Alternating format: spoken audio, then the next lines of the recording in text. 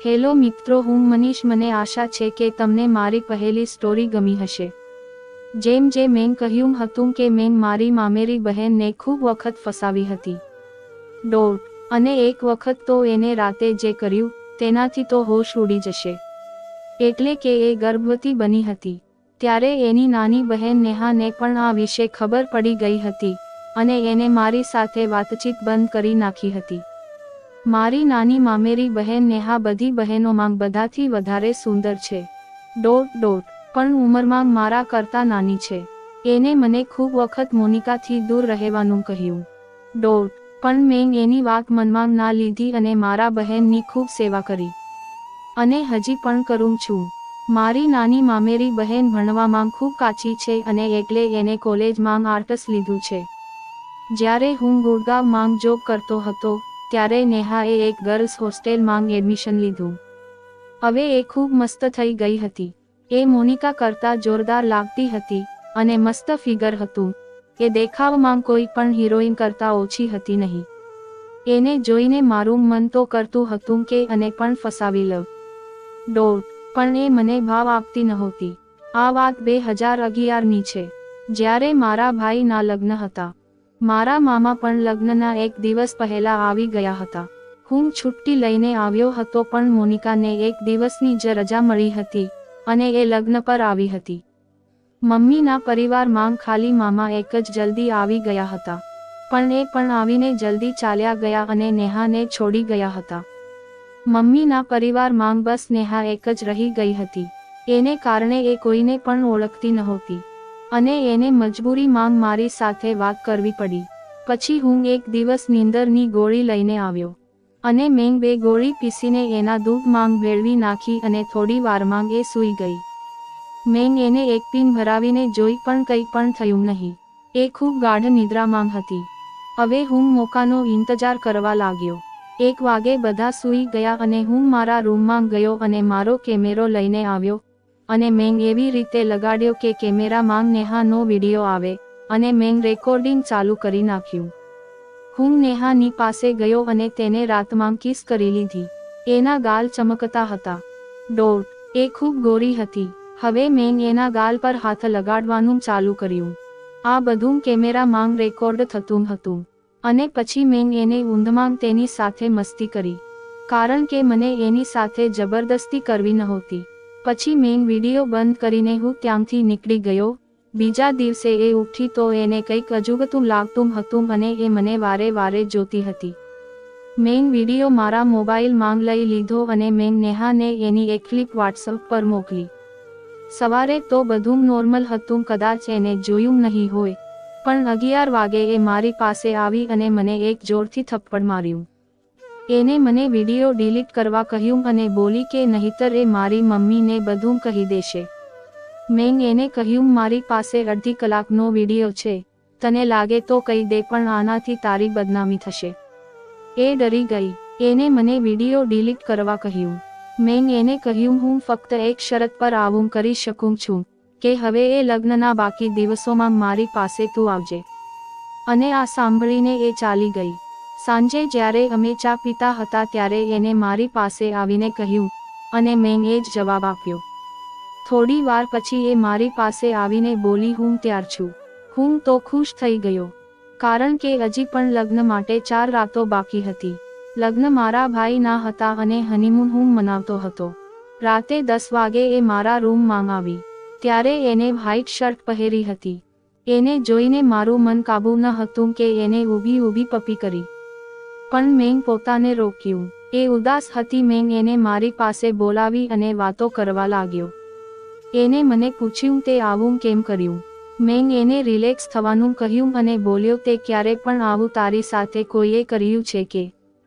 એ બોલી નહીં. મેં કહ્યું હું ત્યારે પણ તારી સાથે વાત કરી શકતો હતો. પણ એનો અસલી મજો ત્યારે છે જ્યારે સાથી પણ સાથ આપે અને જો તને આ ન ગમતું હોય તો હું તારી સાથે કંઈ પણ નહીં કરું. આ સાંભળીને એને મને તીરછી નજરથી જોયું અને બોલી તું મારા ઉપરથી હાથ ફેરવી શકે છે અને કિસ કરી શકે. મને લાગ્યું કે એ માની રહી છે તો મેં એને કિસ કરવા લાગ્યો. એ ખૂબ ગરમ થઈ ગઈ હતી. હું એને 10 મિનિટ કિસ કરતો રહ્યો અને પછી મેં મારા એક હાથથી સાંત્વના આપી. એને મારો હાથ હટાવ્યો, પછી એ કંઈ ના બોલી. શું મસ્ત હતી તે, બહુ સરસ છોકરી હતી. મન કરતું હતું કે પ્રેમ કરી નાખું, પણ મને જરા પણ ઉતાવળ કરવી નહોતી. હવે એ ગુસ્સો થવા લાગી હતી.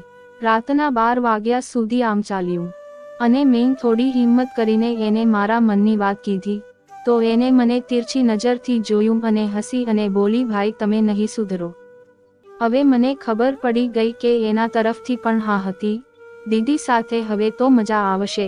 ખબર નહીં હું અત્યાર સુધી હું એને કેમ ન પકડી શક્યો. પછી એને પૂછ્યું, આજ તો તું એકદમ તૈયારી સાથે આવી છે કે? એ સાંભળીને એ શરમાઈ ગઈ. એને પૂછ્યું, ભાઈ તમને નથી ખબર કે? મેં કહ્યું, મારી પ્યારી બહના તારી સેવા કરવું તો મારું કામ છે. આખરે રાખીનું ફરજ તો નિભાવવું પડશે અને બહેનની હર ઈચ્છા પૂરી કરવી છે. આ સાંભળીને તે હસી પડી. સાચે મારી ઘરે આવી સરસ બહેન હોવા છતાં હું બહાર બીજી છોકરીઓની પાછળ હતો. મેં આગલા 4 દિવસ નેહા સાથે ખૂબ પ્રેમ કર્યું અને એને પણ ખૂબ મજા આવી ગઈ. છેલ્લા દિવસે મોનિકા પણ આવી ગઈ અને મેં એને બધું કહ્યું તો એ પણ ખુશ થઈ ગઈ. લગ્નના પહેલા દિવસે મેં બંને બહેનોને ખૂબ ફસાવી, એ પણ એક સાથે. એ પછી નેહા છુટ્ટીના દિવસોમાં ગુડગાંવ આવી જાય છે અને અમારો આ સંબંધ હજી પણ ચાલે છે. બહેન તેના પતિને છૂટાછેડા આપીને અમારા ઘરે રહેવા આવી. એક દિવસ તેને ખૂબ તાવ આવ્યો અને ચક્કર આવવા લાગ્યા. પછી અમે તેને હોસ્પિટલ લઈ ગયા. ત્યાં જઈને ખબર પડી કે મારી બહેન તો ગર્ભવતી છે. આ રહસ્ય કોઈને ખબર ન હતું કે આ બધા મારા જ કામમાં છે. બસ તે છેલ્લા 1 વર્ષથી અમારી સાથે રહેતી હતી અને અમે ભાઈ બહેન એકબીજા સાથે પ્રેમમાં ડૂબેલા હતા. તેથી જ જ્યારે પણ મારી અને મોટી બહેન વચ્ચે ઝઘડો થતો હતો ત્યારે મારી મા બહેનને ઠપકો આપતી હતી. બહેન ગ્રેજ્યુએશન કરી રહી હતી. ઘણીવાર જ્યારે દીદી મને ભણાવવા બેસે ત્યારે હું કોઈને કોઈ બહાનું કરીને ત્યાંથી જવાનો પ્રયત્ન કરતો, જેના કારણે અમારી વચ્ચે ઝઘડો થતો અને બધા દીદીને ઠપકો આપતા. તે સમયે તેને ઠપકો આપવાથી જે આનંદ મળતો હતો તે આજે મારી સામે અફસોસ બનીને ઊભો હતો, કારણ કે તેમનો સંબંધ નક્કી થઈ ગયો હતો અને થોડા સમય પછી તે આ ઘર છોડીને જતી રહેવાની હતી. પણ મેં બહેનને એક દિવસ રૂમમાં બોલાવીને તેને મારા પ્રેમનો સ્વીકાર કરાવ્યો અને અમે બંને કોઈને ના ખબર પડે તે માટે જાનામાના મળતા હતા. મને એ સમજાતું નહોતું કે શું સાચું અને શું ખોટું. હું મારી બહેન પાસે ગયો અને પૂછ્યું, બહેન, બધા સારા સમાચાર છે? હજી પણ અફસોસ અનુભવી રહ્યો હતો કે મેં મારું આખું બાળપણ અને યુવાની મારી બહેન સાથે વિતાવી છે. પરંતુ જ્યારે તેની સાથે વાત કરવાનો અને હેંગઆઉટ કરવાનો સમય આવ્યો ત્યારે અમે તેના લગ્ન કરી દીધા. હવે તેને તેના સાસરિયામાં કોઈ પણ પ્રકારની સમસ્યાનો સામનો કરવો ન પડે. આ વિચારીને મને ખૂબ આનંદ થયો કે મેં ધાર્યું હતું તેવું જ તેમને ઘર મળ્યું. ગમે તેમ કરીને થોડીવાર વાતો કર્યા પછી અને જમ્યા પછી તેઓ ત્યાંથી નીકળી ગયા, કારણ કે ભાઈ ભાભીને થોડું કામ હતું, તેથી તેઓ વધુ સમય રોકાઈ શક્યા નહીં. થોડા દિવસો આમ જ હસતા હસતા પસાર થયા. એક દિવસ મને મારા મિત્રનો ફોન આવ્યો કે આપના બીજા શહેરમાં એક ખૂબ સારી કંપની ખુલી છે, તેમાંથી મને જોબ લેટર મળ્યો છે અને જો તમારે પણ જોબ જોઈતી હોય તો તેમાં તમારો ઇન્ટરવ્યૂ આપ્યા પછી આવી શકો છો. મેં મારા પિતા સાથે વાત કરી અને બીજા દિવસે ઇન્ટરવ્યૂ માટે ગયો. મારા નસીબે મને સાથ આપ્યો અને હું ઇન્ટરવ્યૂમાં પાસ થયો. મને ત્યાં એક સારી પોસ્ટ પર નોકરી મળી ગઈ હતી. સારી કંપની હોવા ઉપરાંત પગાર પણ સારો હતો. મેં દિવસ રાત મહેનત કરીને કંપનીમાં સારા પૈસા કમાવવાનું શરૂ કર્યું. મને કમાતો જોઈને પિતા અને માતા બંને ખૂબ ખુશ થયા. જ્યારે મારી બહેનને પણ આ વાતની જાણ થઈ ત્યારે તેને મને અભિનંદન આપવાનું શરૂ કર્યું અને કહ્યું, અરે નાનકડા, તું ક્યારે આટલો મોટો થઈ ગયો કે તું કમાવા લાગ્યો? સારું થયું કે તું કમાવા લાગ્યો છે. પિતાની પણ જવાબદારીઓ ઓછી થઈ છે. તેથી હવે અમે તારા માટે પણ છોકરી શોધવાનું શરૂ કરીશું, જેથી તમે પણ સ્થાયી થઈ શકો. તે લાંબા સમય સુધી મજા કરી છે. આ રીતે અમે બંને બહેન અને ભાઈ લાંબા સમય સુધી એકબીજા સાથે હસતા અને મજાક કરતા રહ્યા. પછી બહેને ફોન કાપી નાખ્યો અને હું પણ સૂઈ ગયો. એક દિવસ બહેન અને જીજાજીનો ફોન આવ્યો. મારી સાથે વાત કરવાને બદલે તેને મને મમ્મી પપ્પા સાથે વાત કરવાનું કહ્યું. મેં ફોન પપ્પાને આપ્યો. પછી પિતા સાથે વાત કરતાં બહેને કહ્યું કે અમે રવિ માટે છોકરી જોઈ છે. મારી કાકીની દીકરી છે. તેઓ તેમની પુત્રીના સંબંધને જોઈ રહ્યા છે. તેથી મેં તેમને રવિ વિશે વાત કરી. તેને કહ્યું, હા, તે ઠીક છે. જો તારો ભાઈ તારા જેવો છે તો અમારે સંબંધ રાખવામાં કોઈ નુકસાન નથી. એટલે કાલે રવિને મળવા આવી રહ્યા છે ત્યારે પિતા કહેવા લાગ્યા, દીકરા, તેન છોકરીની તપાસ નથી કરી, શું તે આપણા પરિવારની જેમ મેળ ખાશે? પછી મારી બહેન બોલવા લાગી, હા પપ્પા, છોકરી બહુ સરસ છે. તે અભ્યાસમાં સારી છે અને તેનામાં સારા ગુણો પણ છે. પછી માતા અને પિતા પણ ખુશ થયા કે હવે અમારી વહુ પણ અમારા ઘરે આવશે. બહેનના ગયા પછી જે ચમક ગઈ હતી તે પાછી આવવાની હતી. ફોન રાખતા જ પાપા મને કહેવા લાગ્યા કે કાલે તને મળવા આવવાના છે, તો તૈયારી શરૂ કરી દો. માતાએ પણ તૈયારીઓ શરૂ કરી, સફાઈ શરૂ કરી અને પિતા પણ બજારમાં ગયા, કારણ કે તેઓ કાલે સવારે વહેલા આવવાના હતા. એટલે જ હવેથી પપ્પા બધો સામાન લાવવાના હતા. બીજે દિવસે તેઓ મને મળવા આવ્યા અને તેમને અમારું ઘર ખૂબ ગમ્યું અને આ રીતે મારો સંબંધ પણ પાક્કો થયો. છોકરીનું નામ સ્નેહા હતું. સ્નેહા અને હું એકબીજા સાથે વાત કરવા લાગ્યા. હવે હું પણ સ્નેહાને પસંદ કરવા લાગ્યો હતો અને સ્નેહા પણ મારા પ્રેમમાં પડી ગઈ હતી. દિવસો આમ જ વીતતા ગયા અને લગ્નની તારીખ નક્કી થઈ ગઈ અને સ્નેહા અને મારા લગ્ન થઈ ગયા. અમે અમારી જિંદગી ખુશીથી જીવતા હતા. પછી એક દિવસ અમે બધા બેસીને ચા પી રહ્યા હતા ત્યારે અમારા ઘરની ડોરબેલ વાગી. મેં દરવાજો ખોલ્યો તો જોયું કે સામે મારી બહેન ઊભી હતી. અમને આઘાત લાગ્યો કે દીદી અહીં એકલા કેવી રીતે હતા. તે આજ સુધી ક્યારેય એકલી આવી નહોતી. હંમેશા જીજાજી સાથે આવતી. અમને થોડા નર્વસ લાગ્યું. પછી પિતા તેને અંદર લઈ આવ્યા અને પૂછ્યું, શું થયું દીકરી, આ સમયે તું એકલી કેવી રીતે? તું આવે છે તેમ પહેલા ફોન કરીને જણાવ્યું પણ નહોતું. બધું બરાબર છે ને? પછી બહેનની આંખોમાંથી આંસુ વહેવા લાગ્યા અને તેને કહ્યું, પાપા મારે ત્યાં નથી રહેવું. પછી રાતે 10 વાગે એ મારા રૂમમાં આવી. ત્યારે એને વ્હાઇટ શર્ટ પહેરી હતી. એને જોઈને મારું મન કાબૂ ન હતું કે એને ઊભી ઊભી પપ્પી કરી.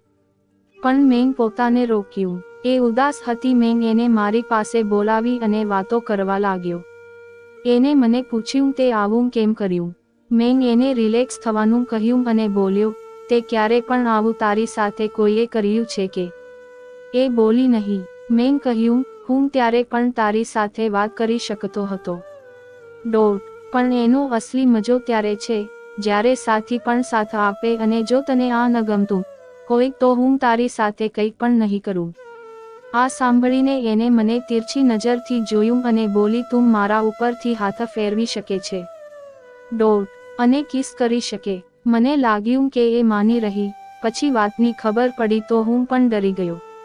ત્યારે પિતાએ કહ્યું, શું થયું દીકરી, તું આવું કેમ બોલે છે? ત્યારે બહેન બોલવા લાગ્યા કે એ ભાઈ સારા નથી, મારી સાથે બહુ ગંદુ વર્તન કરે છે. પછી મેં મારી બહેનને અટકાવીને કહ્યું, તમે તો કહેતા હતા કે એ તનમે બહુ સારા છે, તો પછી આવું કેવી રીતે થયું? પછી મારી બહેને કહેવાનું શરૂ કર્યું કે તે સમયે બધું સારું હતું, પરંતુ હવે કંઈ સારું નથી. તું સારું વર્તન કરતો નથી. આ કેવી રીતે થઈ શકે બહેન? તમને કંઈક ગેરસમજ થઈ હશે. મારા પતિ તો સારા જ છે તો તે આ કેવી રીતે કરી શકે? ત્યારે મારી બહેને કહ્યું કે જે લોકો બહારથી દેખાય છે તે ઘણીવાર અંદરથી સરખા હોતા નથી. જો તમને વિશ્વાસ ન હોય તો તમે તેમને ફોન કરીને પૂછી શકો છો કે તેમના ઘરને બરબાદ કર્યા પછી બીજું કોણ ખુશ છે. મેં ત્યાં કોઈક રીતે મારું ઘર સ્થાપિત કરવાનો ખૂબ પ્રયાસ કર્યો હતો, પરંતુ જ્યારે પાણીનું સ્તર મારા માથા ઉપર પહોંચ્યું ત્યારે મારે આવવું પડ્યું. હવે અમે બધા નિરાશ થઈ ગયા હતા કે અમારા જીવનમાં કેવું તોફાન આવ્યું હતું જે બહુ ખતરનાક હતું. બસ થોડી વાર પછી પપ્પાએ મારી બહેનને શાંત પાડી અને મને બોલાવીને પૂછ્યું. અમે ઘણી વાર દીદીને પૂછવાનો પ્રયત્ન કર્યો, પરંતુ દીદી માત્ર રડતી જ રહી છે. હવે અમે પહેલાની જેમ પાછા ફર્યા. 2 દિવસ પછી અમે બેસીને ચા પી રહ્યા હતા ત્યારે દીદી મોઢું નીચું કરીને ત્યાં આવી. અમે પૂછ્યું, શું થયું દીદી? બધું બરાબર છે, સમાચાર નથી. પછી દીદીએ કહ્યું, બધું બરાબર છે, કંઈ થયું નથી. પણ પછી જેવી સ્નેહાએ તેની બહેનને સ્પર્શ કર્યો અને તેને જોયો, તેણે કહ્યું કે તેને ખૂબ જતાવ છે. અમે ડરી ગયા. અમે કહ્યું, ચાલો ડૉક્ટરને બતાવીએ. ત્યારે દીદીએ કહ્યું, ના, ડૉક્ટરને બતાવવાની જરૂર નથી, હું ઠીક છું. બહેને થોડી દવા લીધી પણ ફાયદો થયો નહીં. બહેનને ચક્કર આવવા લાગ્યા. અમે મારી બહેનને હોસ્પિટલ લઈ ગયા અને ત્યાં રિપોર્ટ કરાવ્યો. પરંતુ જ્યારે રિપોર્ટ આવ્યો ત્યારે અમારા પગ નીચેથી જમીન નીકળી ગઈ. રિપોર્ટમાં લખવામાં આવ્યું હતું કે બહેન ગર્ભવતી હતી. તે છેલ્લા 1 વર્ષથી અમારા ઘરે રહેતી હતી, તો તે ગર્ભવતી થઈ. બધાને ખૂબ જ આશ્ચર્ય થયું. તેથી બહેન કંઈ પણ બોલ્યા વિના તેના રૂમમાં જતી. બીજા દિવસે હું રાત્રે તેના રૂમમાં ગુપ્ત રીતે બેસી ગયો. મેં સ્નેહાને પણ આ વાત કહી હતી. થોડી વાર પછી જ્યારે બહેન રૂમમાં આવી, તો મેં જોયું કે બહેન તેના રૂમની બારી ખોલીને ભાઈ અંદર લઈ આવી. મારા ભાઈ અને દીદીને જોઈને મને આઘાત લાગ્યો કે આ બધું કેવી રીતે. એટલામાં જ ભાઈ બહેન પાસે આવ્યા અને તેને ગળે લગાડ્યા. હવે હું મારી જાતને રોકી ન શક્યો અને બહાર નીકળી ગયો. મને જોઈને બંને ગભરાઈ ગયા. મેં પૂછ્યું, આ બધું શું ચાલે છે? આખરે તમે બંને પતિ પત્ની છો? ત્યારે દીદીએ કહ્યું, અમે તમને આખી વાત કહીશું, પહેલા તમે શાંત થાવ. પછી મેં બધાને ભેગા કર્યા. બધા ત્યાં આવ્યા. માં અને પપ્પા પણ દીદી પર ગુસ્સે હતા, કારણ કે જ્યારથી તેમને દીદીની પ્રેગ્નન્સીની ખબર પડી, ત્યારથી જ તેઓએ દીદી સાથે વાત કરવાનું બંધ કરી દીધું હતું. પણ જ્યારે તેને રૂમમાં આવીને ભાઈને ત્યાં જોયા ત્યારે તેને પૂછ્યું, આ ભાઈ અહીં શું કરે છે? ત્યારે દીદીની આંખોમાં આંસુ હતા. બહેને કહેવાનું શરૂ કર્યું કે ભાઈએ જ મારી જિંદગી બગાડી છે.